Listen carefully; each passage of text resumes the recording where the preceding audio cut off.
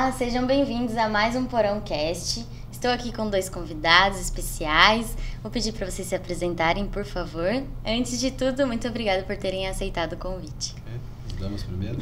A gente agradece o convite, né? Meu nome é Eliane, sou aqui membro da Igreja Central de Sorocaba, sou diretora da Escola Sabatina e sou esposa do Marcelo. Seja bem-vinda. Obrigada. Não, Marcelo, como minha esposa disse, né? Eu sou membro aqui da Igreja Central de Sorocaba também e sou ancião aqui na igreja. E estamos aí para falar um pouquinho sobre a lição dos jovens. Sim, com certeza. Obrigado pelo convite. Obrigada a vocês. Vamos fazer uma oração, por favor? Bondoso Deus, que habita nos altos céus, graças te damos, Senhor, pela oportunidade que temos de abrir a Tua palavra, ouvir a Tua voz. Por isso nós te pedimos, Senhor, o poder do Teu Santo e Bom Espírito aqui em nosso meio, para nos guiar nesse estudo. Tão importante, ó Deus, é ouvir os Teus conselhos, em meio a esse mundo cheio de enganos. Ouvir a Tua palavra, que é a verdade, é um alento para nós, ó Deus. É uma luz em nossos caminhos e nós te agradecemos pelo privilégio que temos. Nós te pedimos, ó Deus, seja o nosso professor aqui nesse momento e nos guie nessa lição tão importante que agora nós faremos. Tudo isso te pedimos em nome de Jesus. Amém. Amém. Bom, como eu mencionei, vamos estudar a lição 11 e tem o título Viver para a Eternidade. Aí tem uma tirinha aqui, né? E a primeira plaquinha. Vida imediata após a morte não existe. Aí a segunda, inferno de fogo agora não existe. E a terceira, ganancioso, avarento e salvo não existe. A partir dessa tirinha, quais conclusões? Muito interessante essa tirinha aqui, porque eu acho que cada pessoa que vê, né, essas tirinhas tem uma ideia, né? Uhum. Eu, assim, a primeira coisa que me veio à mente, né, e achei muito bem bolado isso daqui, porque são três cartazes aqui que são verdades, né? Os 3 são afirmativas, são afirmações baseadas na palavra de Deus, né? Uhum. Mas eu acredito que uma é a mais importante de todas, que é a última, porque a primeira, assim, é na questão da salvação da vida eterna, né?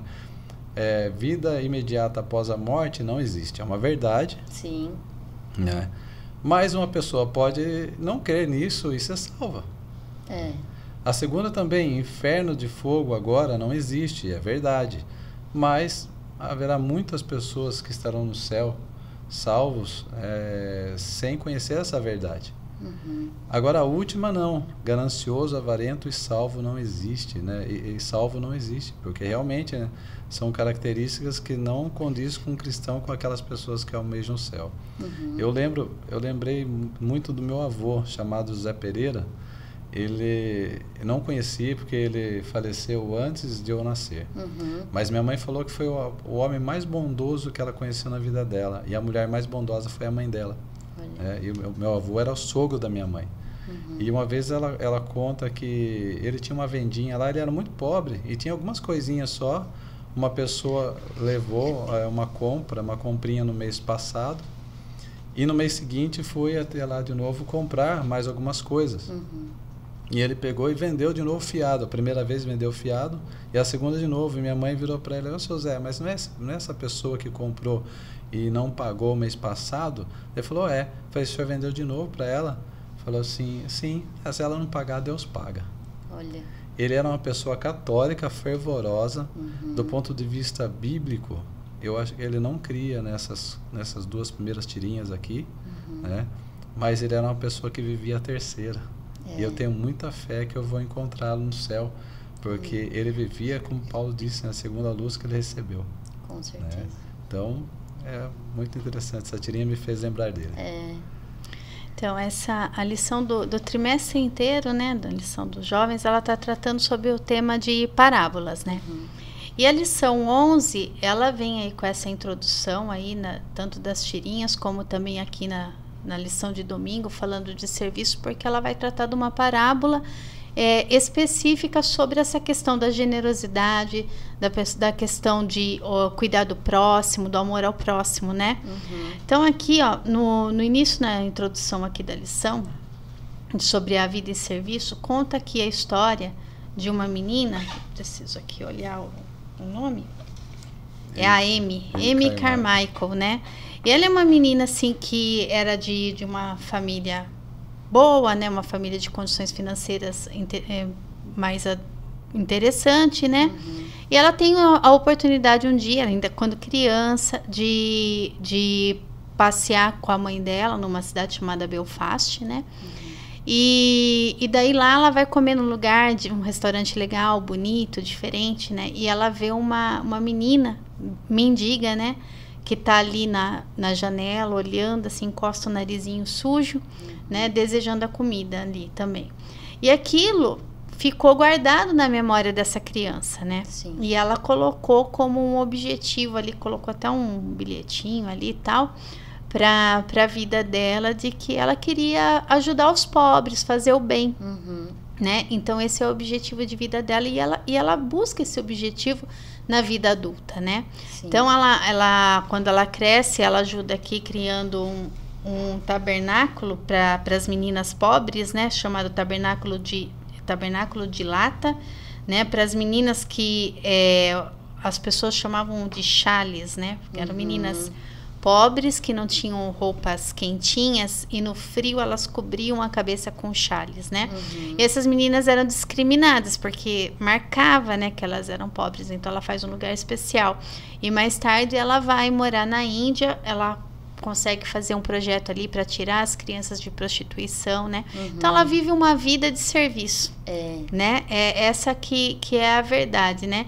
E demonstrou o amor, o cristianismo em prática. Sim. Vivendo essa vida aí de serviço, né? Então a lição ela vai falar sobre isso, porque ela vem aqui depois falando sobre a parábola, né? Que demonstrando uma pessoa rica e uma pessoa pobre, né? Então como o rico vivia, né? Como o pobre também ali desejava ter alguma coisa e não tinha, né? Então é sobre isso que trata a lição dessa semana. Certo. Aqui também, passando para a próxima página, fala que Jesus ensinou que a aparência externa das riquezas não indica necessariamente a bênção de Deus. Então, como você disse também, em questão de serviço, né? Muitas pessoas não têm uma condição financeira, nossa, mas ela tá ali em serviço. E, por outro lado, o sofrimento de uma pessoa não pode ser interpretado como maldição divina. Exatamente. Isso era terrível na época, né, de Jesus, porque os judeus eles tinham muito forte essa crença. Eles criam realmente nisso. Que se uma pessoa era abastada e ela era rica, é porque ela tinha sido abençoada por Deus. E se uma pessoa estava vivendo na miséria, né, ou se estava doente ou com alguma doença ali, um leproso, por exemplo, Sim. é porque aquilo era fruto de um pecado. Quem pecou, né? Ou dele ou dos pais. Da família. Né? Então, você imagina a pessoa viver na pobreza, muitas vezes doente. Nossa. Né? E ainda com aquela pressão psicológica, espiritual, de que ou ele havia pecado ou os pais dele. E a discriminação de toda a sociedade, porque claramente ela quando ela passava e as pessoas falavam, ali vai um pecador, né? Então a pessoa ela era massacrada de todas as formas, né? Psicologicamente, espiritualmente, a autoestima de uma pessoa dessa era extremamente baixa, né? Creio eu que muitos devem ter tirado a própria vida, né? Porque numa situação miserável dessa, né? E ela é baseada, e Jesus vem e conta a parábola do rico e do Lázaro, né? Sim. Jesus é maravilhoso, né? Porque ele vem, essa parábola, ela contradiz totalmente a crença dos judeus na época, né? Os doutores da lei, né? E a parábola, né? Para a gente resumir, só para a gente relembrar, o rico, né? Estava ali comendo na sua mesa, né? Com um banquete. E Lázaro, que era um mendigo, né? Ele estava ali à porta do rico, né? E com as suas chagas, os cães vinham lamber as suas chagas. Nossa. E ele desejava se alimentar das migalhas que caíam da mesa do rico, né? E acontece que Jesus fala que eles morrem, que eles vão, ou que o Lázaro é levado para o seio de Abraão, para o céu. E o rico vai para para o lago de fogo, né? E aí começa um diálogo entre o rico no inferno, né, no lago de fogo, pedir com Abraão, fala: pai Abraão, por favor, pede para que Lázaro, né, molhe a ponta dos dedos e me molhe a língua, porque ele estava naquele fogo, né? E ele fala assim: não, porque ninguém que está aqui pode passar para esse lado e daí passar para cá. Fala: então pede que ele vá, né, e fale com a minha família, para alertá-los, né, porque ele não queria que a família passasse por aquilo que ele estava passando. Ele falou assim: não, porque eles têm a lei e os profetas, né? Ele falou assim, eles têm a palavra de Deus. Ele falou assim: não, pai Abraão, manda, porque se for alguém, se ele voltar lá, eles vão crer. Ele falou: se eles não creem na lei e os profetas, né, tampouco, mesmo que alguém volte, né, ressuscite, não vão crer. Então é uma parábola que mostra ali, muitos usam essa parábola para falar que existe vida após a morte, mas é uma parábola, né, não pode ser levada em consideração. Mas ali mostra que nós recebemos as nossas recompensas, né, ou não, no futuro, baseado na nossa vida hoje, né? Sim. Então é isso que Jesus estava ensinando. E aí Jesus contradiz tudo aquilo que eles pensavam, que o rico era o abençoado, o homem de Deus, e o mendigo era o amaldiçoado. E então ele mostra que quando eles morreram, a situação ali se inverte dos dois, né? É interessante que Jesus ele é muito didático, né? E toda vez que ele vai ensinar, né? Então a gente já sabe que ele usa muito desse método das parábolas, e ele pega contextos, pega histórias que as pessoas vão ali entender, né? Aí a gente pode notar, por exemplo, que nem ele fala que o mendigo é levado para o seio de Abraão. Então, claramente ali ele faz referência, né, que ele está falando com o povo de Israel. Né, que ele está falando ali com o povo de Israel, né, aquelas pessoas que achavam ali, né, os judeus, eles se achavam mais importantes por serem descendentes de Abraão, né? Então, e essa jogada que tem no final, né, é surpreendente, porque assim, a gente lê, a gente já conhece a parábola e a gente já sabe qual vai ser o final. Mas para o espectador que está ali ouvindo Jesus na hora, né, e começa a ouvir Jesus contar ali, um rico assim, assado, um mendigo assim, assado. Então, para eles, o final é surpreendente. Né? É surpreendente. E por que esse final, né? Uma coisa que a lição comenta aqui, que eu achei interessante, né? O mendigo, Jesus, quando contou, deu um nome para ele, falou que era Lázaro. E o rico, nem isso foi mencionado. Então, um homem rico, né? Um homem rico. E o que Jesus mostra, na verdade, né, com as ações, porque fazendo um link aí com toda a lição, com essa história que a lição traz antes dessa menina chamada Amy também, que fez o bem para as pessoas, é que ela, falando de uma pessoa que era abastada e não usou nada do que tinha, de todas as bênçãos que ele, na verdade, ele deveria dividir, ele não usou isso para compartilhar. Né? Então, e não só no sentido material, né? Porque o povo de Deus, o povo de Israel, ele era o povo escolhido por Deus para levar a mensagem para os outros povos. Eles tinham o evangelho e era para eles compartilharem. E eles guardaram aquilo para eles, né? Então, e é exatamente isso, assim, o rico ficou no mundinho dele. Exatamente. E na confiança, né, de que o ser humano tem muito isso de eu confio nas coisas que eu faço, e a gente precisa de fato entregar todas as coisas, né, para Deus. Então a gente percebe que as pessoas que não confiam, que não acreditam e que têm muito uma condição financeira assim boa, sou eu e eu preciso, então, da forma como eu fizer alguma coisa diferente ou errado, então como que eu vou compartilhar isso? Eu posso ficar sem, eu posso perder. E daí, como que eu vou conseguir de novo, né? E tendo essa esperança, E parece que quem menos tem é que mais ajuda, né? A gente sempre fala isso. Muitas vezes até mesmo sim. porque acho que sabe o que é precisar de algo, né? Exato. Conheço uma pessoa que ela passou fome, né? E hoje ela está numa situação melhor, né? E ela falou que sempre que ela precisa, ela ajuda porque ela já passou por aquilo. Então, nós temos aqui na igreja um grupo que se reúne sábado à noite, né? Para distribuir marmitas, né?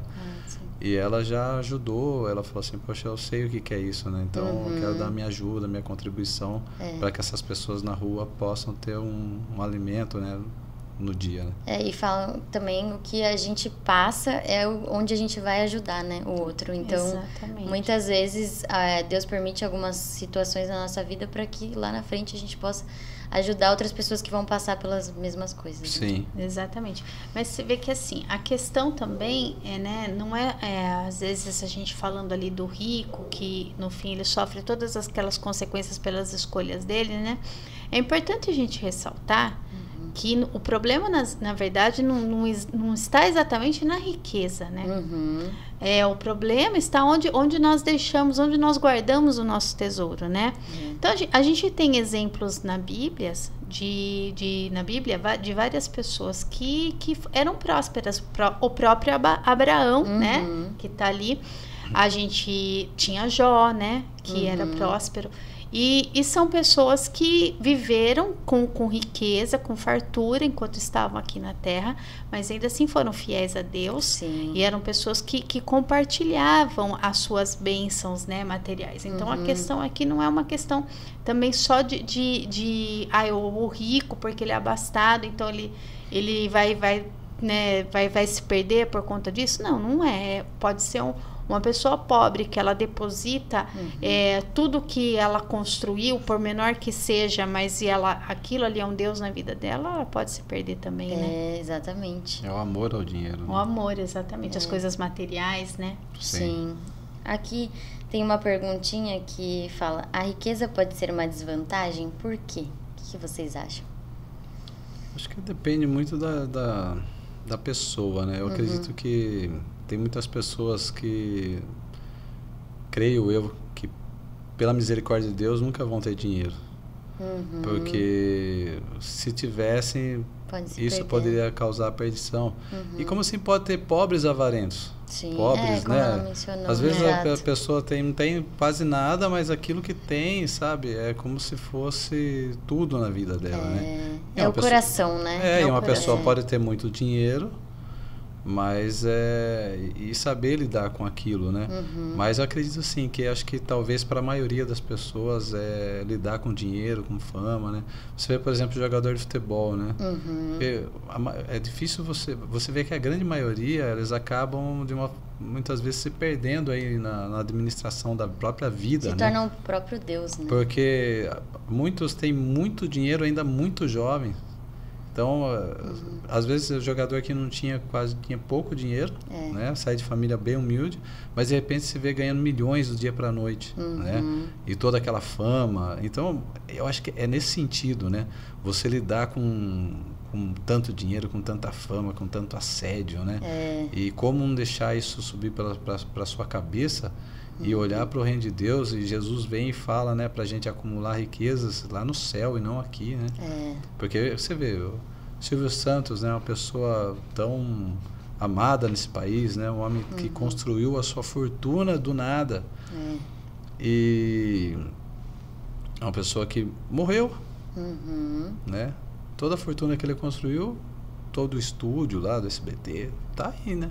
E ele tá dormindo no pó da terra, assim como uma pessoa que não tinha nada. É disso que Jesus está falando. No final das contas, né?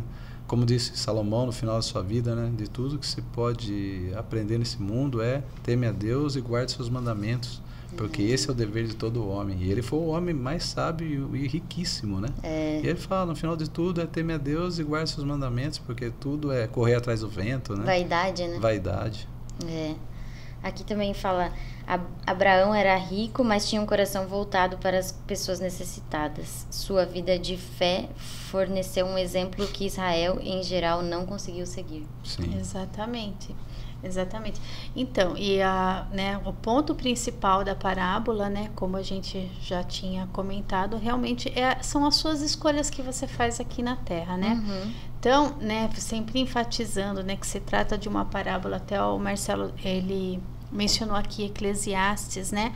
Então, toda essa questão dessa metáfora, né, que foi contada nessa parábola, né, que o Lázaro estava lá no seio de Abraão, a gente sabe que nada disso é literal, porque iria contra todos os princípios bíblicos, né? Então, Eclesiastes é um livro que fala muito bem, relatando sobre a morte, né, que é um sono, né, que nós voltaremos ao pó, né? Várias passagens que falam que nós teremos ali 2 ressurreições, né? Contando todo esse desfecho que é a vida, né?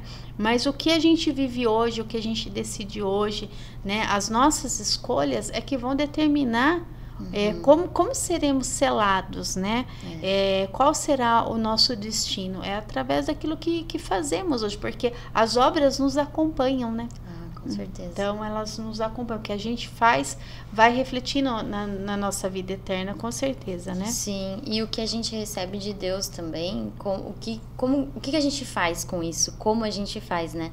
E aqui também fala, aqueles que desperdiçam de forma egoísta as dádivas do Senhor, que deixam seus semelhantes sem auxílio e nada fazem para promover a obra de Deus neste mundo, desonram seu Criador. Com certeza. Sim.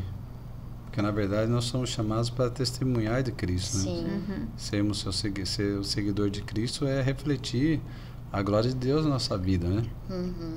E as pessoas... Deus, você não se pode ver Deus, né? Deus, ele só pode ser visto através das pessoas, né? Daquilo que ele pode fazer na vida do ser humano. Sim. Como é poderoso o testemunho de uma pessoa transformada, né? Nós somos seres humanos pecadores, né, egoístas, né? Quando você vê uma pessoa íntegra, uma pessoa reta, honesta, né? E uma pessoa fala, eu sou um cristão, sou um seguidor de Cristo. Então as pessoas olham para aquela pessoa e falam, nossa, essa pessoa é diferente, né? Então, por que ela é diferente assim, né? Quem fez isso com ela, né? Então, disso você proclama o amor de Deus. Isso é glorificar a Deus, né? Exatamente. Através do seu testemunho, através da sua vida. Você mostra Deus para as pessoas dessa forma. É a forma como as pessoas podem ver a Deus, né? Sim, com certeza. É o nosso testemunho e o nosso exemplo, né? E as pessoas também... A gente vê cada vez mais que as pessoas estão mais ansiosas e elas precisam dessa esperança, né? Sim. Elas precisam ter essa palavras confiança. sábias, né? Como é bom você conhecer uma pessoa que você vê que é sábia, né? Sim. A rainha de Sabá viajou, né? Uma distância enorme, né? Para ouvir as palavras de Salomão. Olha. E como é bom assim você conhecer uma pessoa sábia no momento que você precisa ter um bom conselho, né? E você ter um bom conselho é um conselho vindo de um cristão, né? Sim. Porque a palavra de Deus, ela é a detentora de toda a sabedoria, né? Então, quando você conhece uma pessoa assim, realmente essa pessoa ela pode fazer a diferença na vida de outro ser humano, né? Sim. Porque ela é um portador, né? Do poder de Deus, né? Com certeza. Temos várias reflexões, né? E vamos finalizar a lição de hoje. Foi muito bom. Muito obrigada por terem aceitado, por estarem aqui. E você de casa, compartilhe bastante esse vídeo. Reflita bastante, estude a palavra e até a próxima.